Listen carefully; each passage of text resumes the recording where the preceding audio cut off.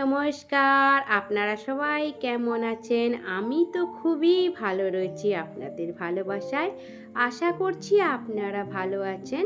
সকালটা দিয়ে আপনাদের সঙ্গে শুরু করে চলে এলাম ছোট্ট একটি ব্লগ নিয়ে।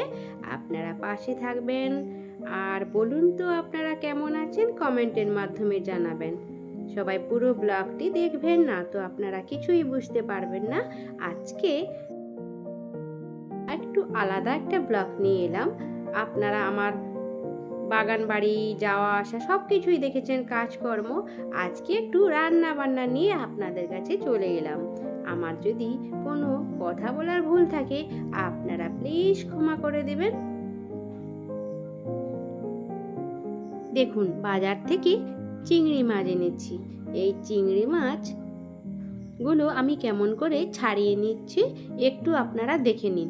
এই মুখটার কাছে দেখবেন একটা ছোট্ট ছোট্ট কালো কালো স্পট থাকে, ওইগুলো কিন্তু আপনারা চিংড়ি মাছের মুখ থেকে বের করে নেবেন।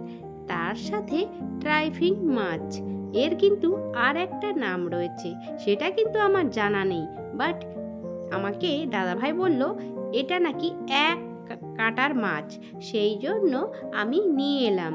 তো আমার বাড়িতে আগেও একবার খেয়েছি, দাদা ভাই যখন বাড়িতে ছিল নিয়ে এসেছিল অন্য বাজার থেকে, বাট আমাদের এই বাজারে এই এসেছিল, তাই আমাকে জোর করে দিল। আমি কিন্তু ভুলেই গেছিলাম যে বাড়িতে একবার করেছি, তো এইভাবে আমি রান্নাটা করিনি। তারপর ভাবলাম নিয়ে যাই, তো একটা একটা ওই 250 করে হবে হয়তো। আমি 4টা নিয়ে এসেছি দুবেলা খাবো বলে।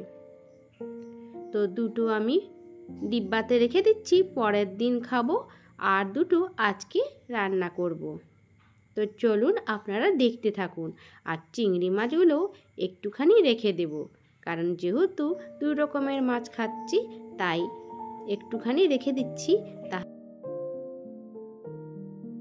কিছু একটা রেসিপি বানানো যাবে। সাথে আমার আলু ভাজা, এটা সকালে একটু খাওয়া দাওয়া করবো বলে একটু আলু ভাজা করছি। আর মাছ আনতে গিয়েছিলাম, তার সাথে সাথে এই সবজিগুলো নিয়ে এসেছি। এই কয়েকটা সবজি, জানেন এই কয়েকটা সবজি আমার 200 টাকার কাছাকাছি চলে গেছে জানেন। আর মাছটা তো আলাদা একটা পয়সা দেওয়া হয়েছে, মাছটাতে 100 টাকা নিয়েছে, কিন্তু এই সবজিগুলো 200 টাকার মতো পড়েছে। কেন বলুন তো? এখন তো প্রচুর বৃষ্টি, ওয়েদার খারাপ, সেই জন্য প্রচুর প্রচুর সবজির দাম। মাছগুলোতে আমি কিন্তু আপনারা দেখলেন কিভাবে কেটে নিলাম, কারণ আমি এর আলাদা ধরনের একটা রেসিপি বানাবো, আপনারা দেখতে থাকুন। আপনারাও চাইলে বাড়িতে এইভাবে করতে পারেন।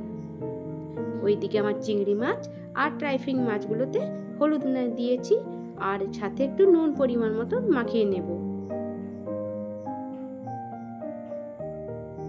প্রথমে সরষের তেল, তারপরে একটু নুন, তারপরে হলুদ,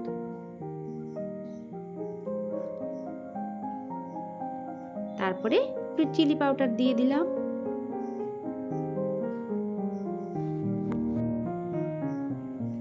এদিকে আমার আলু ভাজা লাল লাল করে ভাজা হয়ে এসেছে।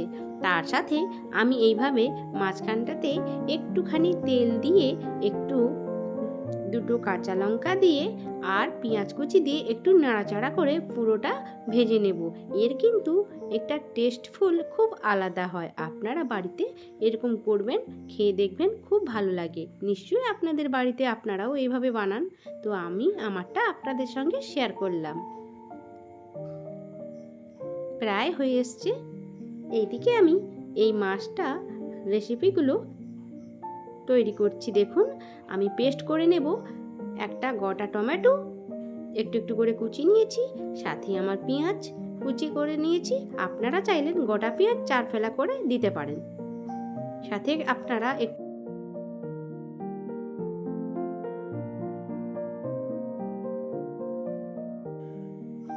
কাঁচা লঙ্কা আর গোটা লাল মরিচ দিয়ে একসঙ্গে পেস্ট করে নেবেন। আমার পেস্ট হয়ে গেছে, দেখুন একটা লাল লাল একটা পেস্ট হয়েছে, কারণ টমেটো ছিল তো, সাথে পেঁয়াজ ছিল।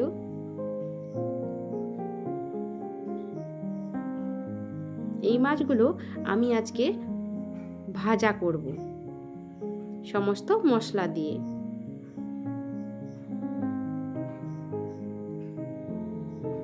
মশলাগুলো ওই মাছগুলোর মাঝখানে যে কাটা কাটা রয়েছে ওই মাঝখানের কাটা কাটাগুলোতে মশলাগুলো ভরিয়ে দিতে হবে।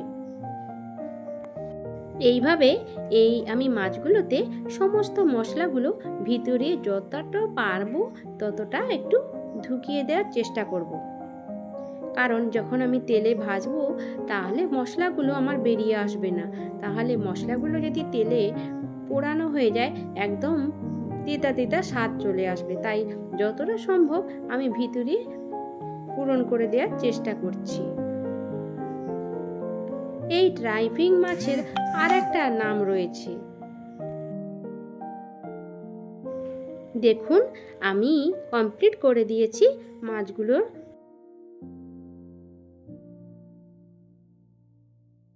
প্রায় পেরেছি। আমি মশলাগুলো একটু ভিতরে দেওয়ার চেষ্টা করেছি। এবার পেস্ট তো করে নিলাম, কিছুক্ষণ আমি একটু চাপা দিয়ে রেখে দেব, কারণ ওর ভিতরে একটু মশলাগুলো যাতে ভালো করে পুরোটা মাখানো হয়ে যায়। তারপরে এই যে চিংড়ি মাছগুলো আমি ছাড়িয়ে নিয়েছিলাম আর ঢ্যাঁড়স আপনারা দেখলেন ঢ্যাঁড়সগুলো বের করেছিলাম, সেই ঢ্যাঁড়স দিয়ে চিংড়ি মাছ দিয়ে একটু তেঁতুল টক বানিয়েছি। চিংড়ি মাছ দেখলেই আমার কিন্তু মনে পড়ে ঢ্যাঁড়সের কথা আর একটু টক খেতে মনে পড়ে। আর আমি এইদিকে আমার দুটো ড্রাইভিং মাছগুলো ভাজতে দিয়ে দিয়েছি ফ্রাইং প্যানে। দেখুন তাও ওই মাছগুলোর ধার থেকে মশলাগুলো কিন্তু বেরিয়ে চলে আসতেছে, কিছু করার নেই, পেস্ট টমেটো থাকে তো। জানেন তো এই মাছের কিন্তু খুব টেস্টি। যখন খেয়েছিলাম ছেলে আর আমি খুব মজা করে খেয়েছি। সত্যি এক কাটার মাছ, মাঝখানগুলোতে কোনো কাঁটা নেই, এই ধারগুলোতে কাঁটা রয়েছে আর মাঝখানে যে কাঁটাটা রয়েছে। ফাইনালি আমার কিন্তু ভাজা হয়েছে, দেখুন কি সুন্দর করে ভাজা হয়েছে আর খুব টেস্টি লাগে। তো কিছু কিছু মশলাগুলো বেরিয়ে গেছে, ওগুলো তো বেরাবেই, কারণ টমেটোগুলো থাকে তো একটু জল আকারে বেরিয়ে যায়। ছেলের জন্য ভাত আমি বেড়ে নিয়েছি, ভাত মাছ ভাজা সাথে চিংড়ি মাছ। ছেলে টক খাবে কিনা জানি না, তাও বাটিতে করে ছেলেকে একটু ঢেঁড়সের টক দিয়েছি। ছেলে বলছে আমাকে একটু দাও আমি খাবো, ওকে চিংড়ি মাছগুলো দিয়েছি পাতে, সাথে একটু ডাল হয়েছে। আজকের কিন্তু দুপুরের মেনু আমাদের এটাই ছিল। ছেলেকে খেতে দিয়েছি, ও খাচ্ছে। তো ভালো লাগলে আপনারা লাইক কমেন্ট শেয়ার করে দেবেন, পাশে থাকবেন। টাটা বাই বাই, অনেক ধন্যবাদ।